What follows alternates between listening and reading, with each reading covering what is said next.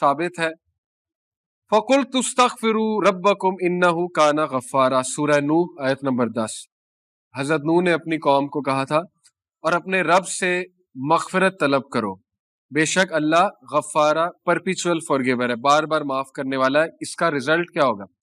یرسل السماء علیکم مدرارا، اللہ تعالیٰ آسمان سے تمہارے اوپر بارشیں برسا دے گا، رزق کے فوارے کھول دے گا. وَيُمْدِدْكُمْ بِأَمْوَالٍ وَبَنِينَ وَيَجْعَلْ لَكُمْ جَنَّاتٍ وَيَجْعَلْ لَكُمْ أَنْهَارًا، اللہ تمہیں اضافہ دے گا. کس میں؟ دولت میں. مال بھی اموال، مال ٹینجیبل مال کا ذکر ہے، مال میں. وَبَنِين اولاد میں. اور وَيَجْعَلْ لَكُمْ جَنَّاتٍ، جنات گارڈنز دے گا تمہیں. ایگریکلچرل سیویلائزیشن تھی نا وہ، تو اس میں تو ایگریکلچر سب کچھ تھا. باغات دے گا. وَيَجْعَلْ لَكُمْ أَنْهَارًا، اور ریورز کھول دے گا تمہارے لیے. تو یہ سعودیہ کی مثال آپ کے سامنے.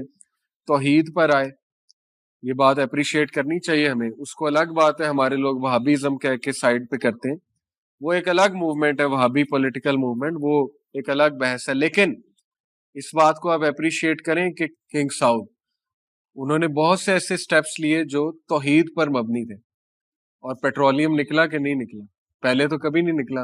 اللہ نے رزق کے دروازے کھول دیے ان کے لیے. آج دیکھیں امیر کنٹری ہے. بہرحال ویسے ہی ایک میں نے مثال دی ہے، اور بھی کئی مثالیں ہوں گی. تو یہ بات آزمائش شدہ، استغفار کریں گے آپ کا مسئلہ حل ہوگا. امام احمد بن حنبل کا واقعہ، ایک شہر گئے، مسجد میں انٹر ہوئے. ظاہر ہے تب تصاویر نہیں ہوتی تھی، اس کو نہیں پتا تھا خادم مسجد کو یہ کون شخص ہے، سیلیبریٹی تھے اس دور کے. نکال دیا مسجد سے، نکلو یہاں سے. اب وہ ہمبل تھے، بتایا بھی نہیں میں کون ہوں. بڑا دکھ ہوا انہیں. بہرحال سیڑھیوں پر بیٹھے ہوئے ایک بریڈ میکر تھا، اس نے کہا کہ یہ شخص پتہ نہیں بیچارہ کون ہے. اس نے کہا اچھا آؤ میرے ہاں رات گزار لو. چلے گئے، دیکھا کہ وہ استغفار بہت کر رہا ہے، بریڈ بناتے ہوئے، روٹی بناتے ہوئے. پوچھا کہ آپ بڑا استغفار کرتے ہیں؟ تو کہا کہ میں نے سنا ہے کہ استغفار کرنے سے اللہ وہ خواہش پوری کرتا ہے، دعا قبول ہوتی ہے. بڑا خوش ہوئے، شخص نالجبل ہے. کہتے اچھا کیا خواہش ہے؟